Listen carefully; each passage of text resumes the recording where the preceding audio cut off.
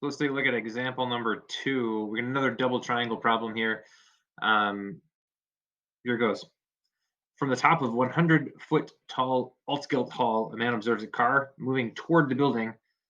If the angle of depression of the car changes from 22 degrees to 46 degrees during the period of observation, how far does the car travel? I want to know more about this story. Like, what kind of person just stands on the top of a building? Uh, and second of all, why is the car driving straight for the building? These are probably the more important questions, but they're not what we're going to answer right now. So here goes. I'm going to start with the car farthest away. It makes sense to go in chronological order, but also from a mathematical perspective, it's going to make the problem a lot easier if I find the longer distance first. So the blue car. Oh man, I'm sorry. Terrible drawing here. Normally my bad drawings are not quite that bad. I got a triangle.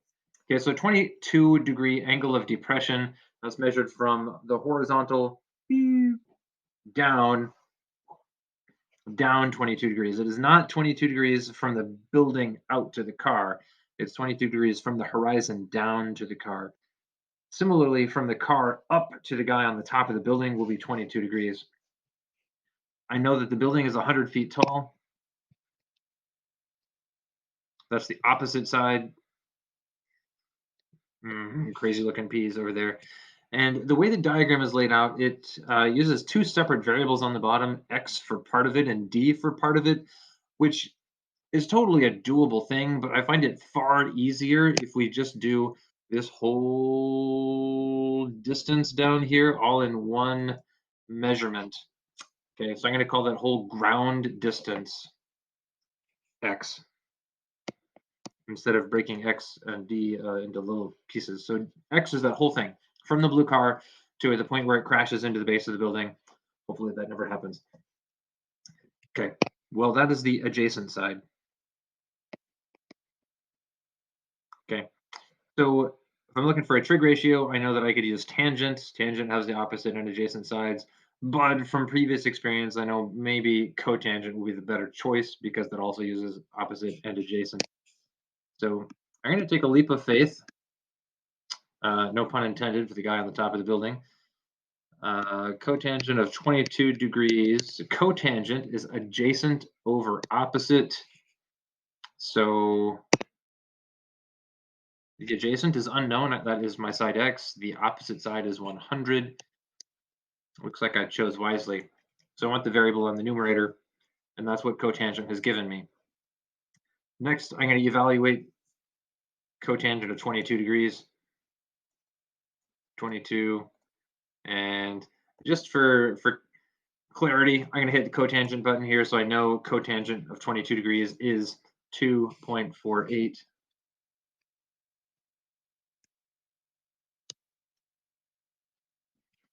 All right, and if you do not have a super fancy calculator, maybe you have an actually fancier calculator. This doesn't do the cotangent. So I'm going to have to do 22 on mine. Angle goes first, and then if you're using tangent, you're going to do the tangent of 22. You should get 0.404. You can follow along at home.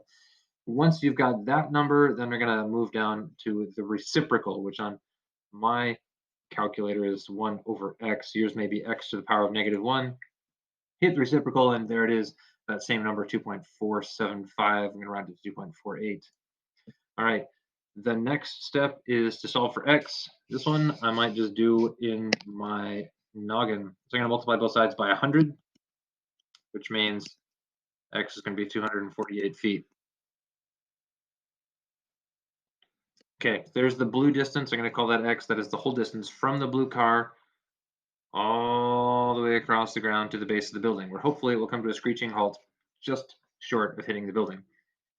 All right, so here's that same drawing again, but this time I can use a separate drawing for the two parts so that it's a little bit less stuff going on in one drawing. So here's my red triangle drawn to the red car.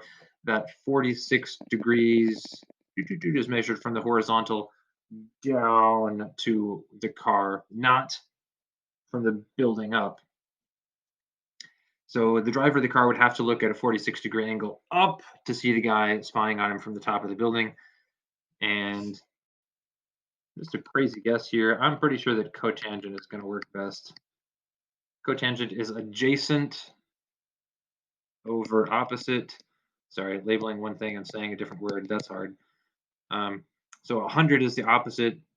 D, I will use what is labeled in the diagram as my adjacent side. So cotangent of 46 degrees is going to be D over 100. Pull out the calculator. Cotangent of 46 degrees is 0.97.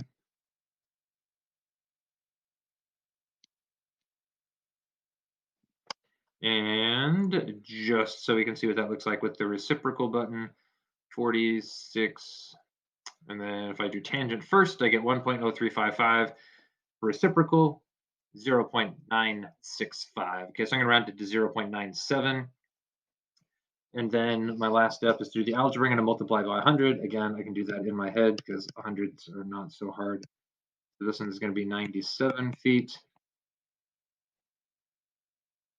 Okay, the question at the very beginning was, how far does the car travel?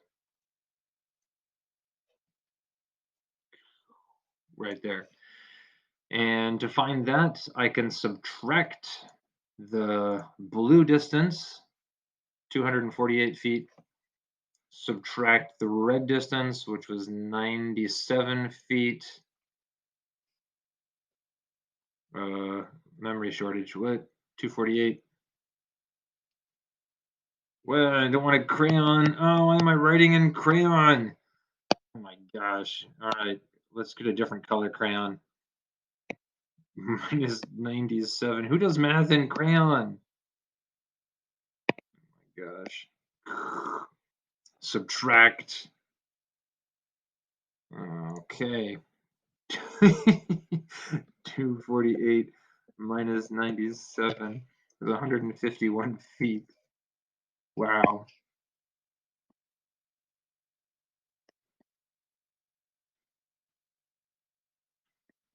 Yeah, really to make crayon visible, you have to go over it a couple of times.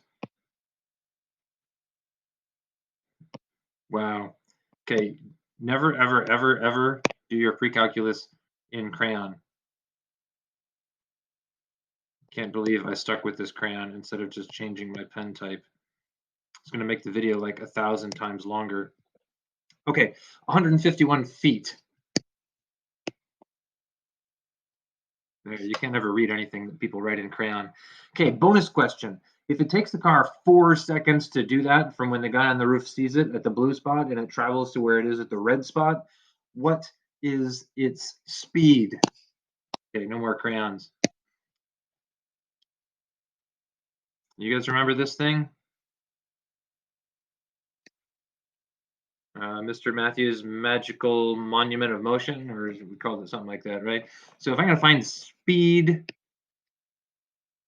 otherwise known as velocity, in my triangle, cover up the velocity.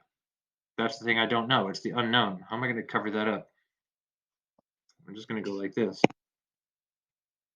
Cover up the thing that you don't know, and whatever is left, that's the operation you do. I got a d on the top and a t on the bottom. I need distance divided by time. Distance is 151 feet. Time, that's 4 seconds.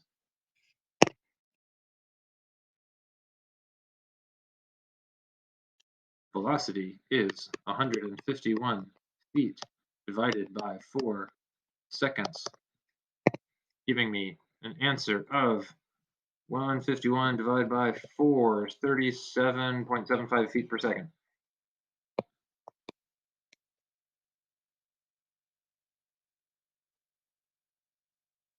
Thanks, Mr. Matthews. Sure do appreciate your triangle. Okay. I will see you on the flip side after you've finished all your homework.